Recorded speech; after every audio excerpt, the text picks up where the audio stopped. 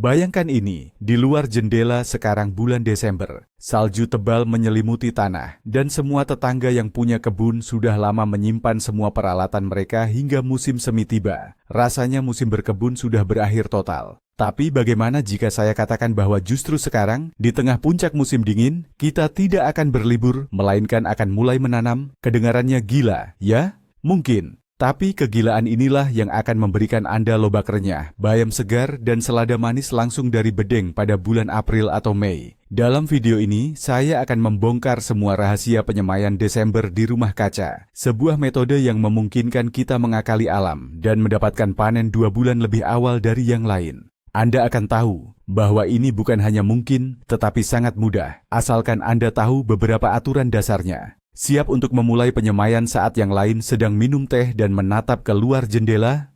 Kalau begitu, mari kita mulai. Sebelum kita masuk ke praktik, mari kita pahami dulu inti dari penanaman pramusim dingin ini. Mengapa metode ini berhasil? Dasar dari metode ini adalah prinsip stratifikasi, yaitu pemberian paparan dingin pada benih. Di alam, banyak tanaman berkembang biak dengan cara ini. Benih mereka jatuh di musim gugur, melewati musim dingin di bawah salju, dan berkecambah saat sinar matahari musim semi pertama datang. Pada dasarnya, kita meniru proses alami ini, tetapi dalam kondisi rumah kaca yang terkontrol. Tugas kita di bulan Desember bukanlah memaksa benih berkecambah, melainkan sebaliknya, membiarkan mereka tertidur di tanah yang sudah disiapkan. Dalam kasus ini, rumah kaca berfungsi bukan sebagai pemanas, melainkan sebagai pelindung dari angin musim dingin dan perubahan suhu yang ekstrim.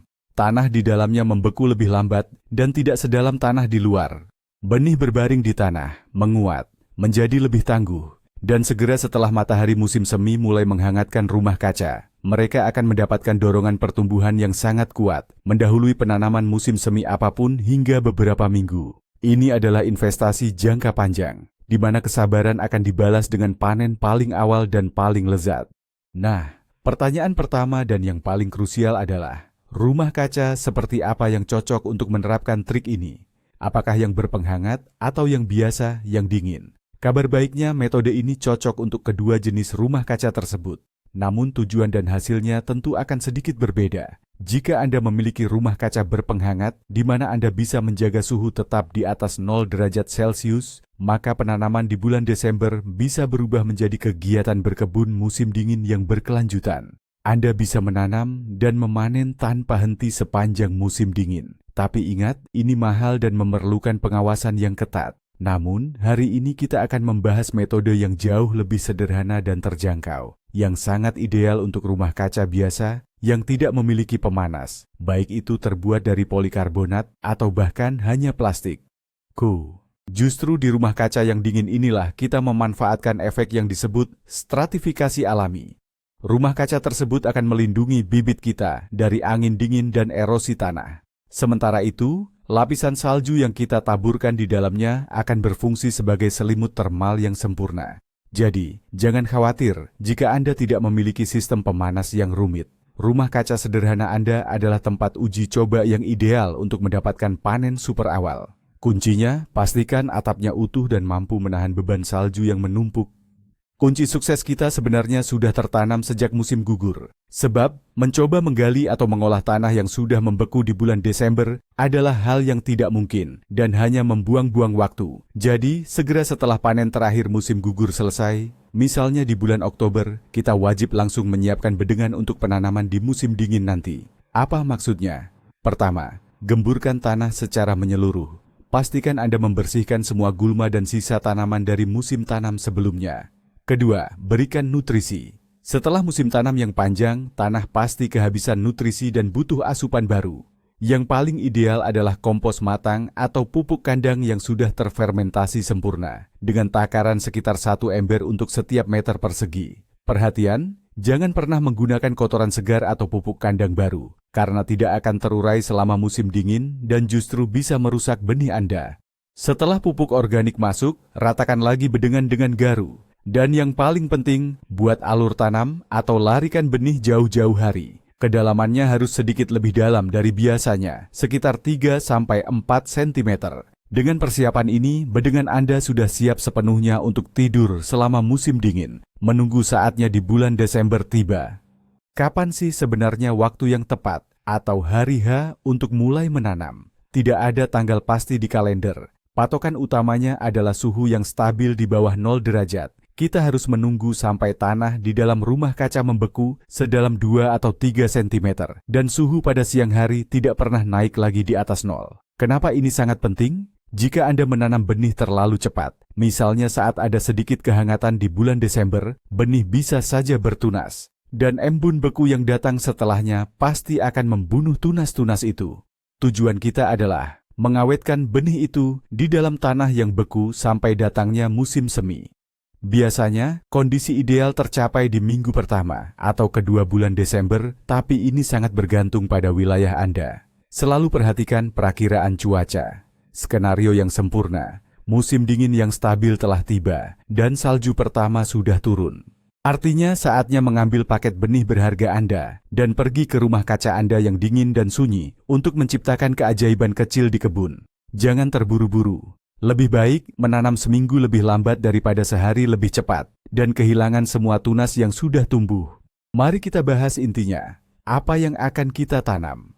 Pilihan tanaman untuk penanaman di bulan Desember memang terbatas, tapi sudah lebih dari cukup untuk mendapatkan hidangan salad musim semi yang pertama. Kita hanya butuh pejuang yang paling tangguh dan tahan dingin. Lupakan tomat, paprika, dan mentimun. Waktunya akan tiba nanti. Pahlawan kita adalah tanaman berhari pendek yang tidak takut dingin. Pertama, lobak, radish. Pilih varietas paling awal yang matang dalam 18 hingga 25 hari. Kedua, bayam. Tanaman ini adalah juara sejati dalam ketahanan beku. Bijinya akan melewati musim dingin dengan sangat baik di dalam tanah. Ketiga, berbagai jenis selada, terutama yang berdaun seperti lolorosa atau Odessa Kucheriavets, serta selada air, watercress. Semua ini berkecambah dengan sangat cepat. Keempat, tanaman daun aromatik. Ada soa, dill, peterseli, parsley, dan ketumbar, cilantro koriander. Aroma mereka saat musim semi akan sangat menggugah selera. Biji bawang atau onion sets juga sangat cocok untuk penanaman pramusim dingin yang bertujuan untuk mendapatkan daun bawang lebih awal. Saat membeli benih, perhatikan label yang bertuliskan untuk penanaman awal atau tahan dingin. Ini bukan sekadar trik pemasaran. Varietas semacam itu memang lebih beradaptasi dengan kondisi ekstrim kita. Mari kita bahas lebih dalam mengenai raja panen cepat. Radish mampu memanen umbi yang renyah dan segar saat tanah tetangga baru mulai mencair. Itu baru namanya keahlian berkebun tingkat dewa. Untuk penanaman di bulan Desember, varietas seperti 18 hari, 18 days, Zarya, French breakfast, atau Zara sangatlah ideal.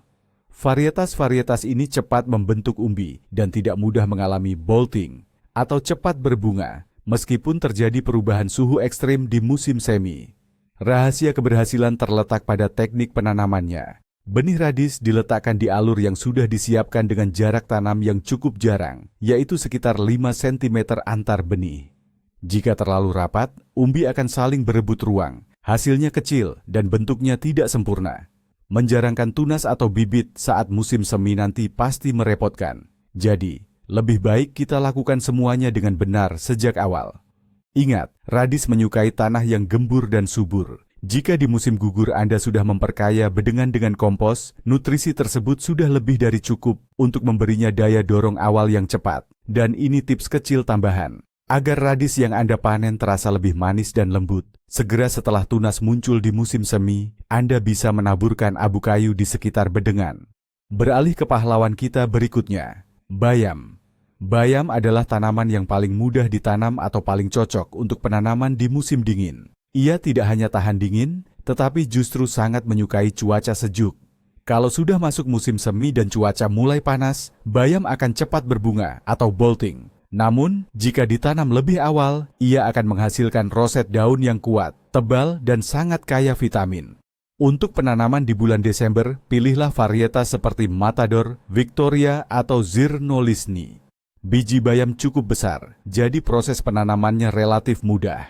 Letakkan biji-biji ini dalam alur tanam dengan jarak sekitar 7 hingga 10 cm. Ini penting agar tanaman punya ruang yang cukup untuk tumbuh optimal. Sama seperti lobak, bayam juga bisa ditanam di tanah yang sudah membeku. Tapi ada satu hal yang perlu diperhatikan. Biji bayam memiliki kulit yang tebal.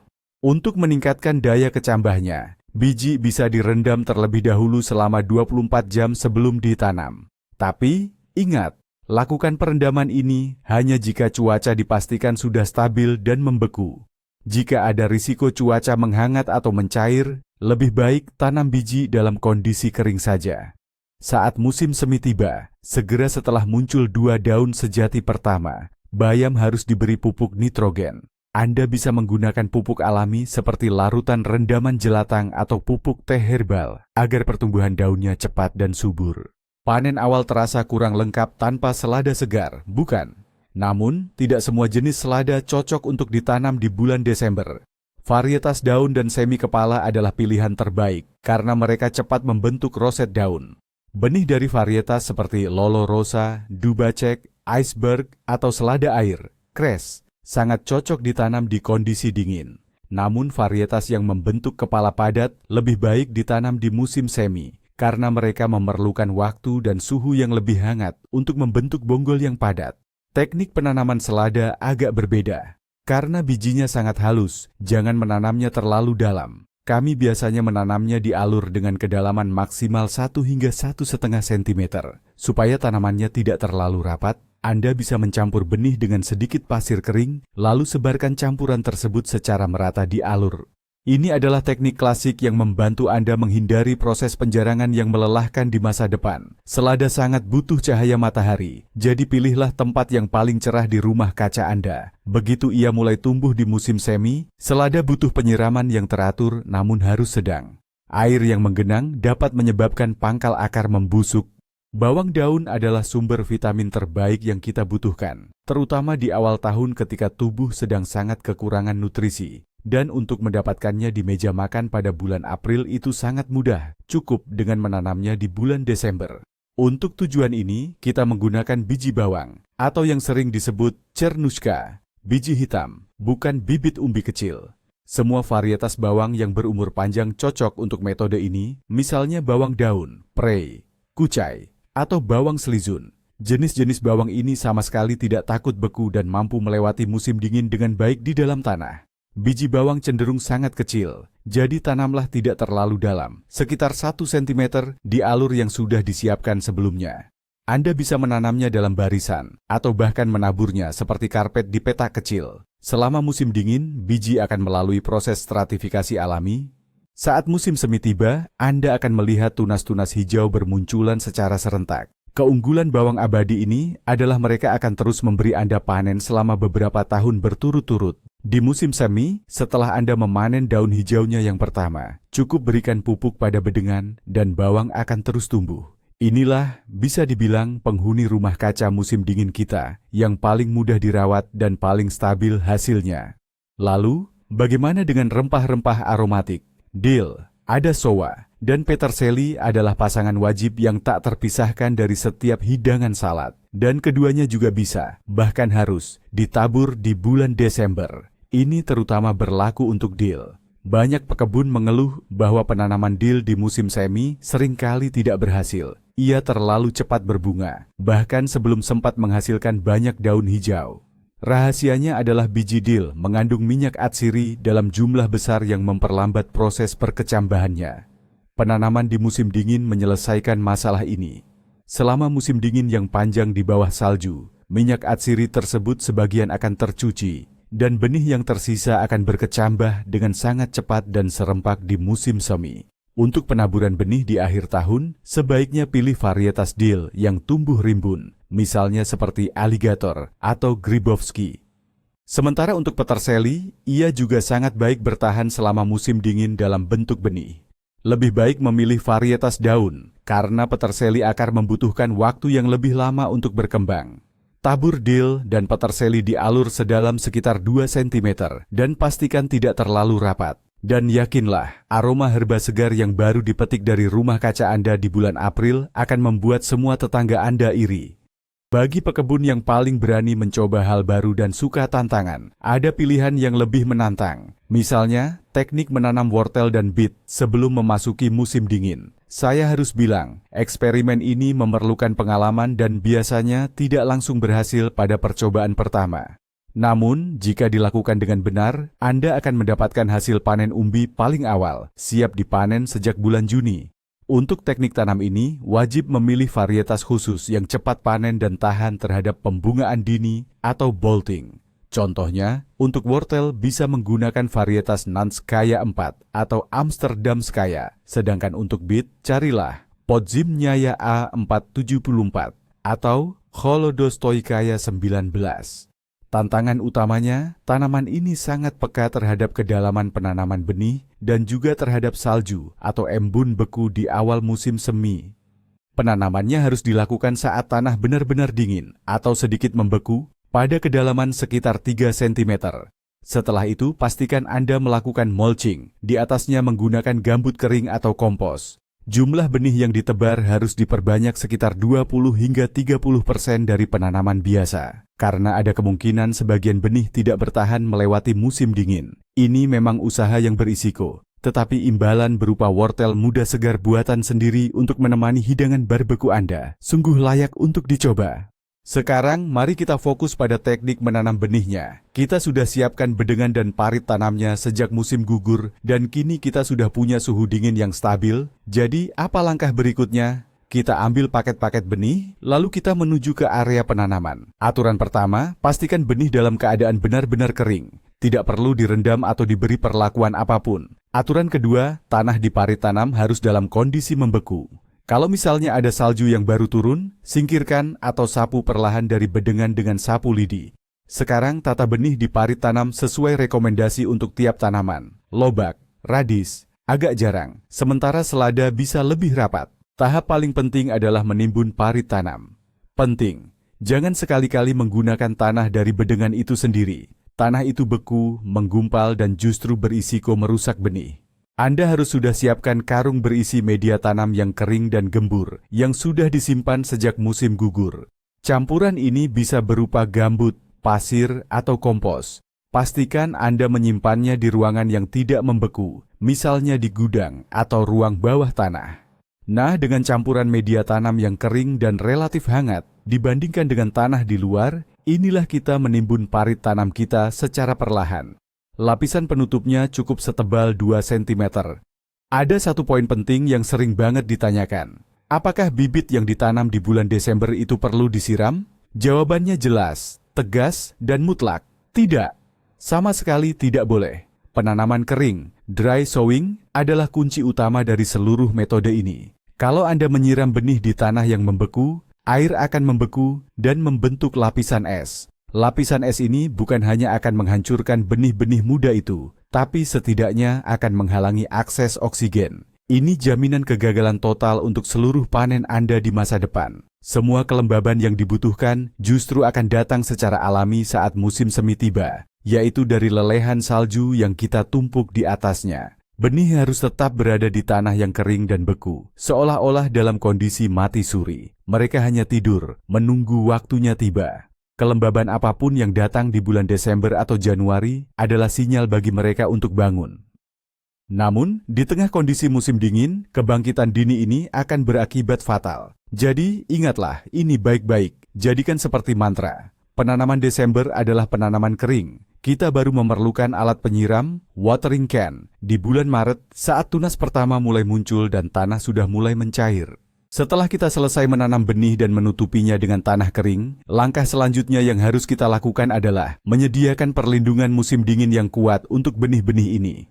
Tempat perlindungan terbaik yang diciptakan oleh alam itu sendiri tentu saja adalah salju. Tapi kita tidak akan hanya duduk diam menunggu salju turun. Kita akan membantu prosesnya secara aktif. Jika di lokasi penanaman sudah ada salju, ambil sekop dan tumpuk salju itu di dalam greenhouse. Langsung menutupi bedengan yang sudah kita tanam. Semakin tebal lapisan saljunya, semakin baik.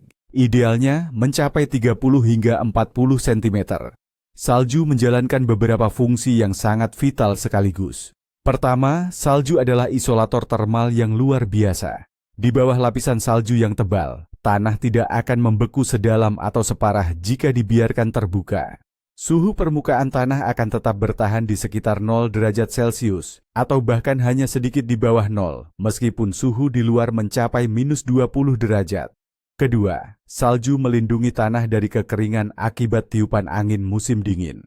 Ketiga, saat musim semi tiba, salju akan mencair dan memberikan kelembapan pertama yang paling penting untuk membantu benih kita bangun dan berkecambah. Jika salju belum turun, kita bisa menutup bedengan, sementara menggunakan kain penutup khusus atau ranting pohon. Namun, segera setelah salju turun, pastikan Anda langsung menumpuknya di dalam greenhouse.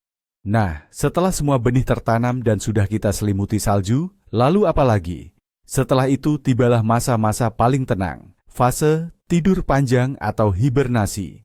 Selama bulan Januari dan Februari, Anda hampir tidak perlu melakukan apa-apa. Bisa dibilang, pekerjaan utama sudah selesai. Tugas utama Anda di bulan-bulan ini hanyalah mengawasi kondisi greenhouse dan lapisan salju. Jika terjadi badai salju atau salju turun tebal, jangan lupa bersihkan atap greenhouse dari timbunan salju, apalagi jika atapnya menggunakan plastik, untuk mencegah kerusakan. Namun, jika musim dinginnya minim salju, sementara suhu membekukan, usahakan untuk menambahkan salju ke dalam greenhouse. Anda bisa mengambilnya dari jalan setapak atau area lain di sekitar pekarangan. Semakin tebal selimut salju tersebut, semakin nyaman benih kita akan berhibernasi. Hindari masuk ke dalam greenhouse tanpa alasan yang jelas agar salju tidak terinjak dan memadat. Cukup amati dari kejauhan dan nantikanlah kebangkitan di musim semi. Ini adalah saat di mana alam melakukan semua pekerjaan, mengeraskan, menstratifikasi, benih, dan mempersiapkannya untuk awal musim semi yang penuh energi. Tanda-tanda kehidupan pertama akan mulai terlihat segera setelah matahari musim semi mulai benar-benar menghangatkan. Biasanya ini terjadi di bulan Maret. Sinar matahari yang menembus polikarbonat akan dengan cepat mencairkan salju di dalam rumah kaca. Air lelehan ini lalu meresap ke dalam tanah, membangunkan benih-benih kita. Pada hari yang cerah di bulan Maret, suhu di dalam rumah kaca bisa melonjak hingga 15-20 derajat Celcius. Sementara di malam hari, suhu masih bisa turun hingga mencapai titik beku. Kontras inilah yang menjadi sinyal utama bagi benih-benih kita yang telah dikuatkan. Anda akan takjub melihat betapa cepatnya tunas-tunas pertama mulai muncul. Hanya dalam hitungan hari, bedengan akan tertutup oleh barisan tanaman hijau yang tumbuh serentak. Pada saat ini, penting untuk tidak melewatkan momentum dan memulai perawatan yang tepat.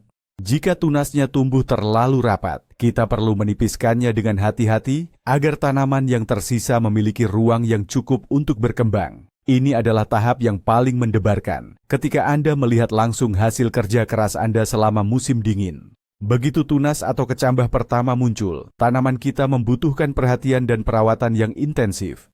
Fokus utama pada tahap ini adalah penyiraman dan ventilasi yang tepat. Karena di awal musim tanam, tanah biasanya masih cukup lembab. Sebaiknya jangan terburu-buru untuk menyiram pertama kali. Biarkan lapisan atas tanah mengering sedikit. Penyiraman sebaiknya dilakukan pada pagi hari, menggunakan air bersih bersuhu normal atau air hangat yang sudah diendapkan. Gunakan gembor atau alat penyiram dengan saringan halus agar tanah tidak terkikis dan tunas yang lembut tidak rusak. Langkah penting kedua adalah ventilasi atau pengudaraan. Pada hari-hari cerah, suhu di dalam greenhouse bisa naik drastis. Kondisi ini tentu menjadi stres bagi tanaman yang sensitif terhadap suhu tinggi. Oleh karena itu, pastikan Anda membuka pintu atau jendela ventilasi selama beberapa jam untuk memastikan sirkulasi udara yang baik. Ini tidak hanya membantu menurunkan suhu, tetapi juga mencegah perkembangan penyakit jamur. Pada malam hari, greenhouse harus ditutup rapat karena suhu dingin di malam hari, terutama di awal musim, bisa sangat ekstrim. Greenhouse di awal musim tanam bukan hanya memberikan kebahagiaan melihat benih bertunas, tapi juga membawa potensi masalah. Musuh utama di periode ini adalah kondensasi. Perbedaan suhu yang besar antara siang dan malam menyebabkan uap air menumpuk di dinding dan atap greenhouse, yang kemudian menetes langsung ke tanaman dan media tanam. Kelembapan yang terus-menerus ini menciptakan lingkungan yang ideal bagi perkembangan penyakit jamur, seperti penyakit kaki hitam, damping off, atau embun tepung, powdery mildew. Bagaimana cara mengatasinya? Senjata utama kita adalah ventilasi rutin, seperti yang sudah sering kita bahas. Ventilasi akan mengeringkan udara dan mencegah kelembapan terperangkap. Selain itu, kita juga bisa sesekali mengelap dinding greenhouse dengan kain kering. Jika Anda melihat tanda-tanda awal penyakit pada tanaman, segera buang atau singkirkan tanaman tersebut agar infeksi tidak menyebar ke tanaman lain. Sebagai langkah pencegahan, Anda bisa menaburkan abu kayu di sekitar pangkal tanaman. Abu kayu tidak hanya membantu mengeringkan media tanam, tapi juga memberikan nutrisi tambahan. Dan inilah dia, saat yang ditunggu-tunggu. Kira-kira pada pertengahan hingga akhir April, tergantung cuaca dan lokasi Anda akan bisa memanen hasil pertama Anda yang paling berharga. Radisnya sudah membentuk umbi yang kenyal, seukuran telur puyuh. Jangan tunggu sampai ukurannya jadi raksasa, karena radis yang masih muda itu yang paling lezat. Selada dan bayam sudah menumbuhkan roset dari beberapa daun yang segar dan renyah. Jangan cabut tanamannya sampai ke akarnya. Cukup potong atau petik perlahan daun-daun terluar, biarkan titik tumbuhnya tetap di tengah. Dengan cara ini, tanaman akan terus memberikan Anda sayuran hijau selama beberapa minggu ke depan. Anda juga bisa memotong adas dan daun bawang sesuai kebutuhan. Panen pertama ini, yang Anda tanam sendiri di saat kebun orang lain masih kosong, memberikan kepuasan yang tiada duanya. Anda tidak hanya mendapatkan asupan vitamin, tetapi juga sebuah pengakuan bahwa kerja keras, keberanian, dan pengetahuan Anda telah membuat Anda selangkah lebih maju dari jadwal berkebun pada umumnya. Mari kita rangkum petualangan berkebun di musim dingin ini. Apa saja sih manfaat nyata dari menanam di bulan Desember? Yang pertama, kita bisa panen minimal 1 hingga 1,5 bulan, lebih cepat dibandingkan menanam paling awal di musim semi. Kedua, tanaman kita tumbuh lebih kokoh dan sehat. Ini karena mereka melewati proses penguatan alami akibat paparan suhu dingin. Ketiga, kita menghemat waktu emas di musim semi. Waktu ini sangat berharga bagi para pekebun. Saat orang lain masih sibuk menyiapkan bedengan dan menyemai, kita sudah bisa menikmati renyahnya selada segar. Dan yang keempat, ini adalah tentang efisiensi lahan. Setelah memanen lobak dan sayuran hijau di awal Mei, lahan yang sama bisa kita gunakan lagi untuk menanam bibit tanaman yang menyukai panas, seperti tomat, cabai, dan timun. Jadi, kita mendapatkan 2 kali panen dari satu area tanam yang sama. Metode ini adalah contoh nyata dari berkebun cerdas. Kita tidak melawan alam, justru kita memanfaatkan hukum alam demi keuntungan kita sendiri. Ini bukan sekadar teknik, ini adalah filosofi penggunaan lahan yang efektif dan efisien. Sebagai penutup, menanam di bulan Desember itu bukan semata-mata soal ingin panen lebih cepat. Ini adalah tentang tantangan, tentang eksperimen, dan tentang keinginan kita untuk tetap dekat dengan bumi, bahkan ketika ia sedang tertidur di bawah salju. Ini menunjukkan betapa dahsyatnya daya hidup yang tersimpan dalam sebutir benih kecil.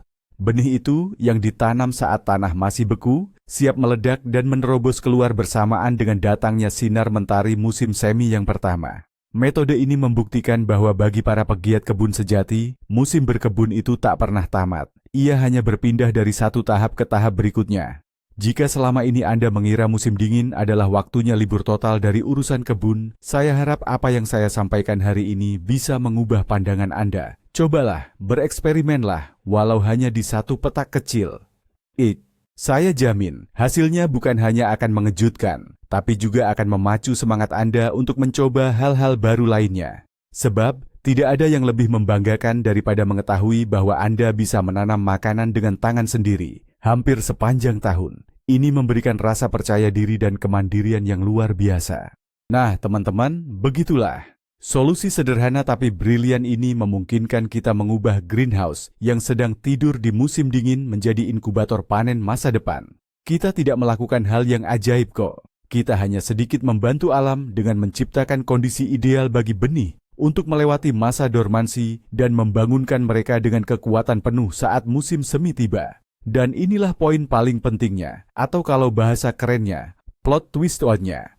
Untuk mendapatkan panen super awal, kita tidak butuh sistem pemanas atau pencahayaan yang mahal. Yang kita butuhkan hanyalah pengetahuan, benih yang tepat, dan sedikit keberanian untuk melawan kebiasaan umum, yaitu menanam saat semua orang sedang beristirahat. Inilah rahasia utamanya, menggunakan dingin bukan sebagai musuh, melainkan sebagai sekutu.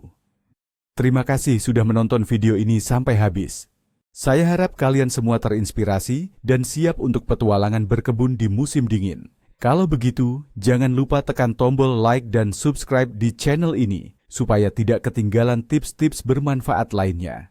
Sekarang, giliran saya bertanya pada kalian. Apakah kalian pernah mencoba penyemaian di musim dingin? Mungkin kalian punya rahasia sendiri atau jenis tanaman favorit untuk metode ini? Jangan ragu bagikan pengalaman kalian di kolom komentar. Ya, mari kita berdiskusi.